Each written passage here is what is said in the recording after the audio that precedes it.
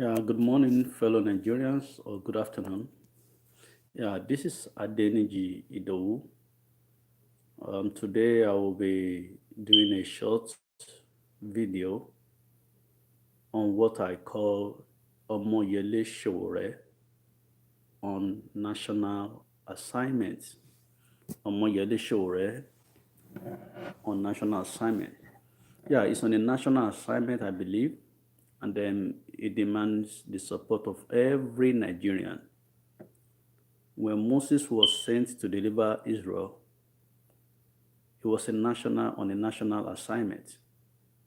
When David was sent to deliver Israel, he was on a national assignment. When Gideon was sent, he was also on a national assignment. Unfortunately, most of the time, the people they were sent to deliver never knew they were their deliverers. Some people think, oh, when you're talking about Sowore, is going to be one of those guys. He's a human being, he's fallible, but with your prayers, with your support, with us having all our eyes opened, we'll be able to help him navigate well. And why I believe he's on a national assignment are so much. I have so many reasons to believe that. I want us to just be sensitive that this is an unusual happening in Nigeria. Well, maybe I should talk about myself since I was born some years ago. I've never had a politician in Nigeria coming up without a godfather and going this far. I've never seen that happen within a very short period of time. So that gave me a signal that this guy, Omoyele Sowore, is an answer or is the answer to the prayers of every patriotic Nigerian. Honestly speaking, that's the way I see it. And for him to have come up without a godfather to this extent, and that is a very good foundation for any country that must experience a glorious change. In fact, one of the key problems of our nation has been this godfatherism, which this man, by divine arrangement, has been able to overcome by not involving them at all. So when he gets to power, I believe it's going to be very easy for him to do the needful to rescue our nation. Yeah, the influence of the godfathers always will make it very hard for anybody to perform above and beyond. We had the first lady's wife. Lately, she said two people will not allow her husband to function accordingly or to the expectation of the people of Nigeria. He can't do it because he who pays the piper dictates the tunes. Those people, I don't know who they are, but whoever they have power, they have influence over him. So he will do what they want, not what he wants to do, no matter how good the situation is.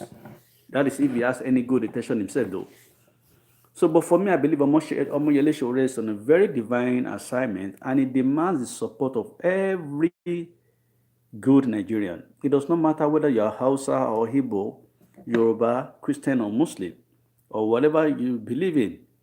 If you want to see a good Nigeria again, a great working Nigeria again, let us all support Omoyele Sowore.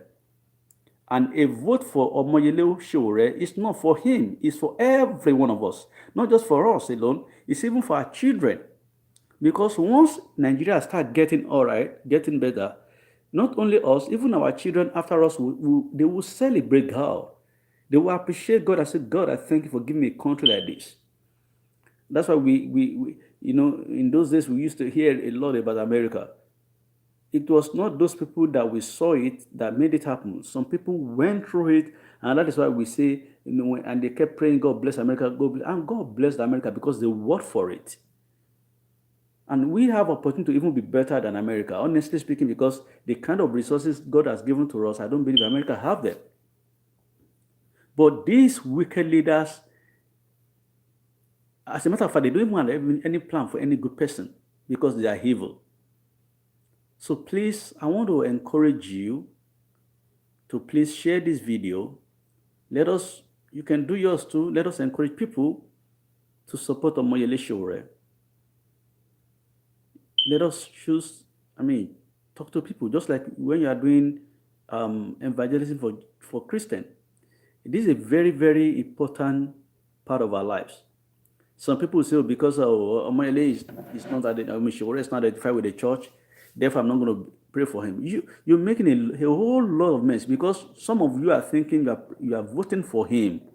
No, you are voting for yourself, because this is the real democracy. This is what they call government of the people, by the people, and for the people. Not what APC is, not what PDP is. The government of Atiku is government of, stolen money that they will use to buy people. The same thing with APC. Government of deceptive people. Even the vice president now is bribing people by giving them trade money. You can fool some people, you cannot fool all people. Nobody, we know the jokers.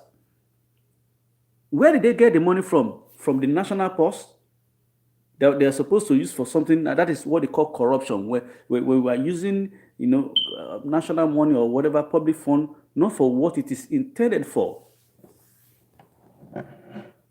But this is a government of the people, because it is you and I that is going to finance this government. And that's why I say it's a government of the people. By the people, because you and I will go out and campaign, not depending on any godfather to say, oh, I'm going to single-handedly do this. No godfather anywhere. So that is the government of the people, by the people, and for the people. Since you voted him in, not the godfather is going to work for you.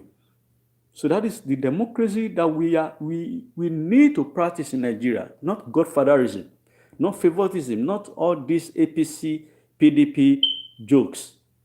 And I want us to understand that both PDP and APC are same party. We need to get that clear. There is none better among PDP, between PDP and APC. For sure, they know. For you to also know, if Buhari wins today, Atiku is going to congratulate him tomorrow, and they're going to be good friends again, because they are playing kite with lives, lives of Nigerians. If Atiku wins today, Buhari will also congratulate him tomorrow, because it doesn't make any difference to them. It's going to be business as usual. And the government act as if they don't know, but now we can know, or we know that they are feeling the heat. We have to further intensify our evangelism about AAC. Now they arrested some guys, 6 of them, and they also, try to put other guys in cells. Arrest them for about 10 other people apart from the 6. Thank God they got them released. But that is very, very abnormal. And that shows how lawless this present government is. Very, very disrespectful for constitution, for human rights. And now we know, now they are feeling the heat. They know that AAC is not just one of those other groups. They know that AAC is on this divine assignment. That is why I said, I want every one of us to support Omoyele Sowore. It does not matter whether you're going to have to let it cost us something. There is no way we'll get true freedom without costing us something. So even if just for you to go ahead and tell somebody to go and vote, campaign about it, that is good enough. You spend your time, you spend your money, it's good. We all have to do something, no matter how small. And together, Nigeria shall be restored. And this other one is for the men of God, Nigerian pastors, Christians, both Christians and Muslims, leaders of religious sects. This is not about talking about religion though, but the fact is this: I want you guys to be very, very sensitive. God is not, He doesn't make mistakes.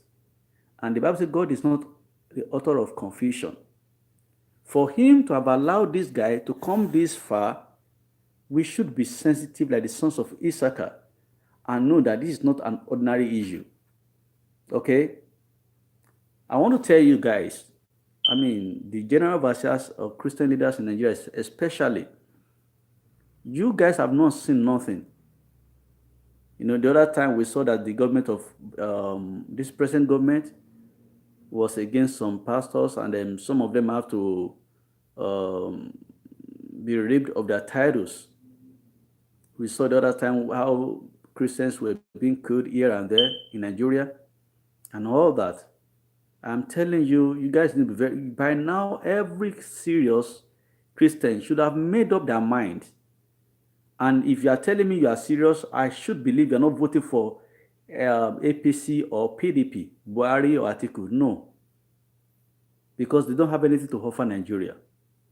And for everyone who is a member of a church or a Muslim, a member of a mosque, you guys need to understand this. Most of the time you spend on praying is not what we're praying for. Honestly speaking, if we have a government, do you know that if you have a good government, you will not be praying unnecessarily for maybe you have an occasion or an event that is coming up, and you start praying that God should let there be light. There is already light, 24 hours light. You don't pray for that, you save your time. You won't be praying. Maybe you are going from somewhere to another place. Oh, God, please, I don't want to have an accident. I'm not saying there's no accident, but it's going to be very minimal because the roads are good. You are riding a good car. There are no armed robbers that will lay you on the road. You won't be saying, oh, I'm going to market, I don't want to fall to the hands of 419. I'm not saying they're not there, but if a good government is making it possible for you to pay by not carrying cash, you won't have to be bothering yourself. You are sleeping in your house and you can sleep and snore well, like sometimes I do. Because you don't have to come home with any bunch of money. So an armed robber, a thief that will come to your house will think about it twice because he knows that even if he goes to that house, there's no money there. Doesn't mean all this government, all these present people don't know. They know it. But they want to victimize you. And unfortunately, even the church, they're supposed to educate us on that. They want us to be staying in the church 24 hours, sometimes, some of them.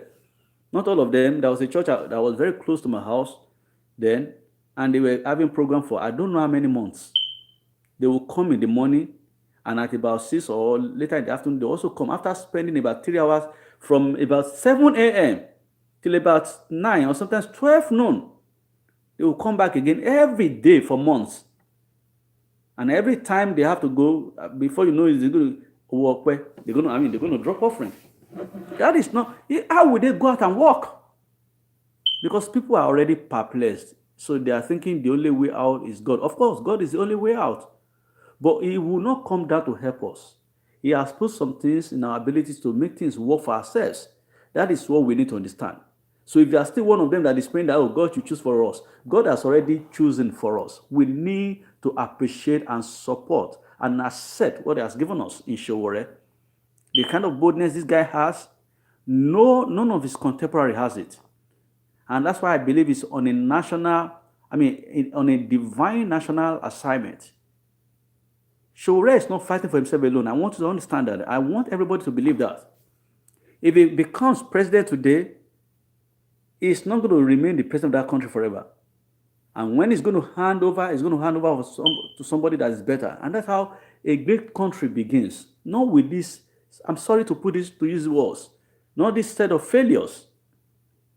They've been there from year to year. Buhari has been there, I don't know how many times, being government, petroleum minister, head of state, and all that. The same thing with Atiku, Tinubu, all of them. Please, let us say bye-bye to them. I'm voting AAC, Omoyele Sowore. And for the other contemporaries, please, high time you support this guy and make Nigeria great. God bless you.